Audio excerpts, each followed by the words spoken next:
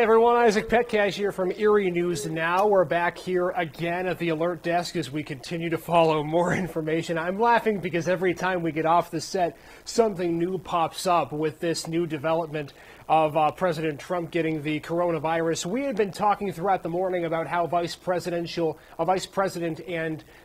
Vice President and Democratic presidential candidate Joe Biden would at some point soon be releasing a statement, and just moments ago they have. This is via the Vice President's Twitter page. I'll go ahead and pull it up here.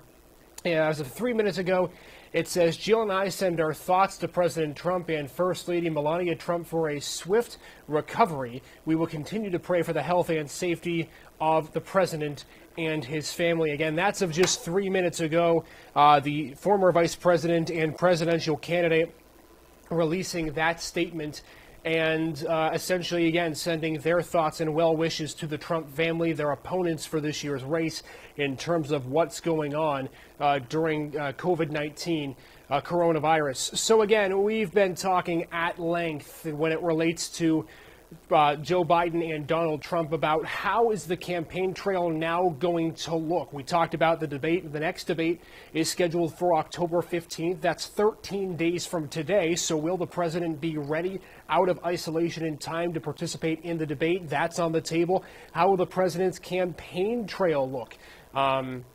Obviously, we've talked, at length about how could it be potentially Vice President Mike Pence, who tested negative earlier this morning, who takes the reins for the president, or could he be doing rallies virtually? All that's still up in the air. We just don't know.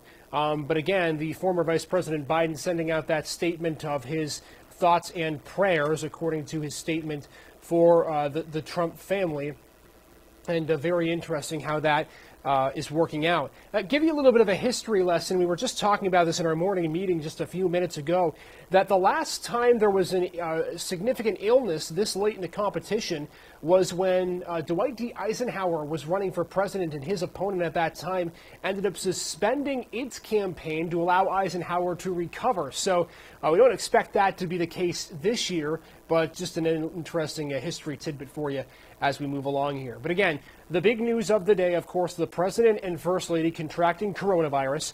Vice President Mike Pence and the second lady have not contracted COVID-19. They tested negative, and the former vice president and presidential candidate for the Democrats, Joe Biden, sending out his swift recovery thoughts. Again, continue to pray for the health and safety of the president and his family. There's the statement one more time.